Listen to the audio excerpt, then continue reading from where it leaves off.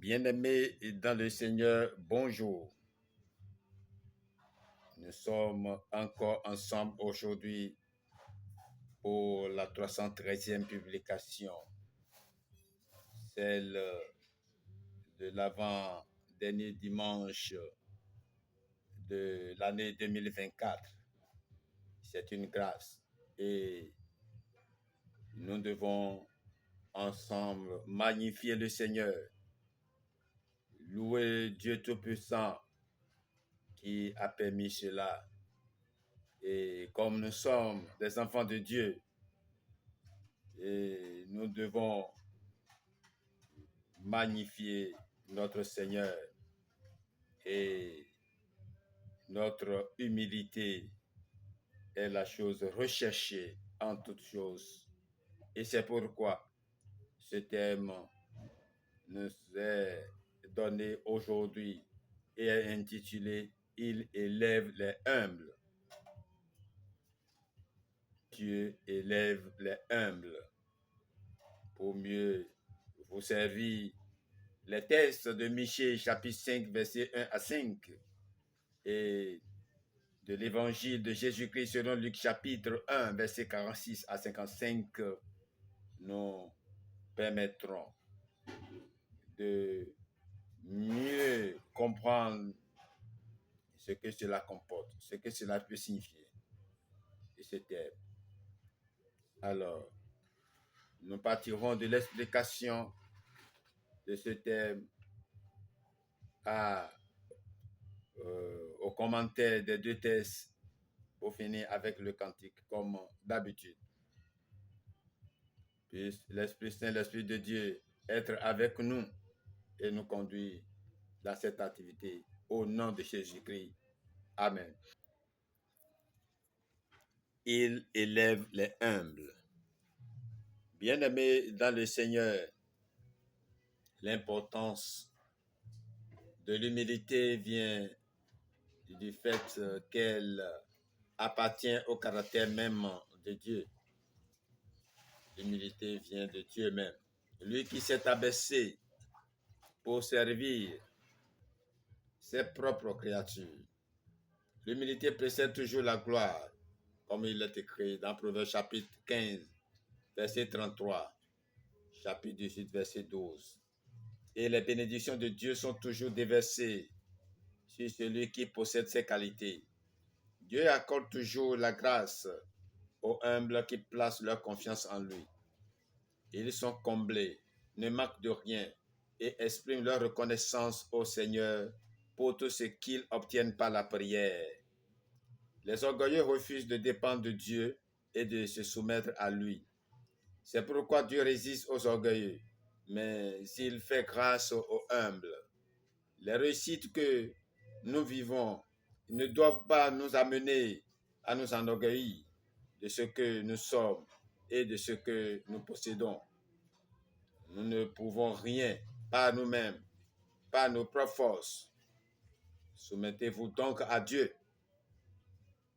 Une reconnaissance centrée sur Dieu nous aide à grandir dans l'humilité et empêche l'orgueil de se développer. À chaque étape de notre vie chrétienne et dans chaque domaine de notre mission de disciple, l'orgueil est notre plus grand ennemi et l'humilité notre plus grand ennemi et l'humilité notre plus grand ami. Je dis bien, l'orgueil est notre plus grand ennemi et l'humilité notre plus grand ami. Si nous voulons nous glorifier, la Bible nous appelle à rendre gloire à Dieu pour tout ce qu'il est et pour tout ce qu'il accomplit dans nos vies. À cet effet, je peux vous lire. Mais que celui qui veut se glorifie d'avoir de l'intelligence et de me connaître, de savoir que je suis l'Éternel qui exerce la bonté, le droit et la justice sur la terre. Car c'est à cela que je prends plaisir, dit l'Éternel. Jérémie chapitre 9, verset 24. La reconnaissance empêche l'orgueil de grandir. Nous devons reconnaître que tout ce que nous avons vient de Dieu. Il comprend nos besoins et il répond parce qu'il nous aime et veut que nous soyons heureux. Lorsque nous nous humilions devant Dieu, le rempart de l'orgueil est brisé. Nous pouvons alors le recevoir pleinement dans notre vie et entrer dans le plan parfait qu'il a pour chacun de nous. Marie, elle est entrée dans ce plan et tu peux aussi, car il conduit les humbles dans la justice. Il enseigne aux humbles sa voie. Psaume 25, verset 9.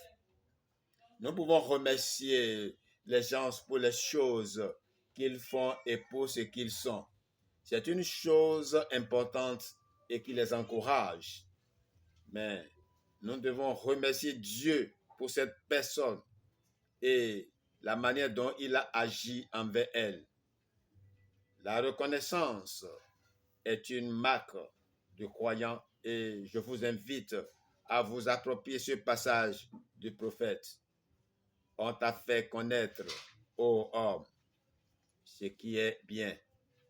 Et ce que l'Éternel demande de toi, c'est que tu pratiques la justice, que tu aimes la miséricorde et que tu marches humblement avec ton Dieu. Michée, chapitre 6, verset 8.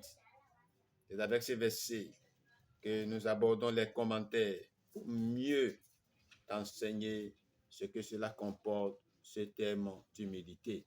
Et dans le chapitre 4 de Michée, déjà avant de vous donner l'assistance du chapitre 5, verset 1 à 5, Dieu a parlé du rétablissement d'Israël et des événements guerriers qui l'accompagneront. Il nomme à présent celui qui sera à la fois le dominateur et l'instrument de la délivrance. En Christ, Dieu accomplira tous ses conseils. Celui duquel les origines ont été, dès les jours d'éternité, devait naître à Bethléem, petite bourgade de Juda. Voir Matthieu, chapitre 2, verset 3 à 8. Et lui, le juge d'Israël, serait frappé par son propre peuple, aveugle et criminel. Verset 1. Ésaïe, chapitre 50, verset 5 à 7. On comprend alors avec quel sentiment Dieu peut annoncer sa gloire à venir. En même temps que du Seigneur Jésus, ce chapitre nous parle de la délivrance et de bénédiction du résidu qui sont liés à la majesté du nom de l'Éternel, l'Assyrien, l'ennemi de la faim, rencontrera pour sa pète le berger de Jacob, dont la charge n'est pas seulement de nourrir son troupeau, verset 4, mais de prendre sa défense. Enfin, le mal sous toutes ses formes sera extirpé du pays, verset 10 à 15. La purification opérée par le roi Josias nous en donne une image. 2 Chroniques, chapitre 34, verset 3 à 7.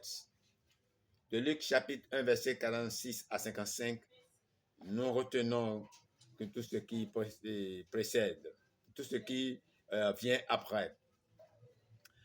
Empressé de partager le message avec celle dont l'ange vient de lui parler, Marie se rend chez sa parente Élisabeth. Quel entretien a lieu alors entre ces deux femmes? Il illustre Malachie, chapitre 3, verset 13 à 18. Alors, ceux qui craignent l'Éternel ont parlé l'un à l'autre. Ce qui les préoccupe, c'est la gloire de Dieu, l'accomplissement de ses promesses, les bénédictions accordées à la foi.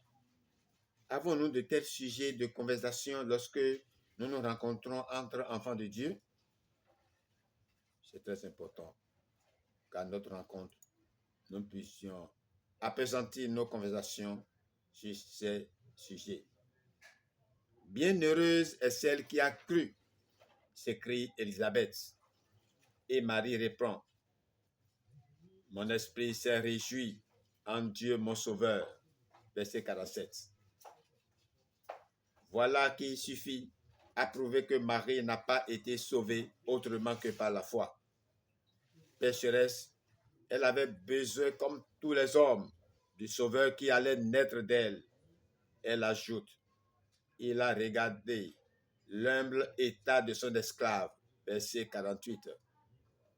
Malgré l'honneur exceptionnel que Dieu lui fait, Marie reste à sa place devant lui.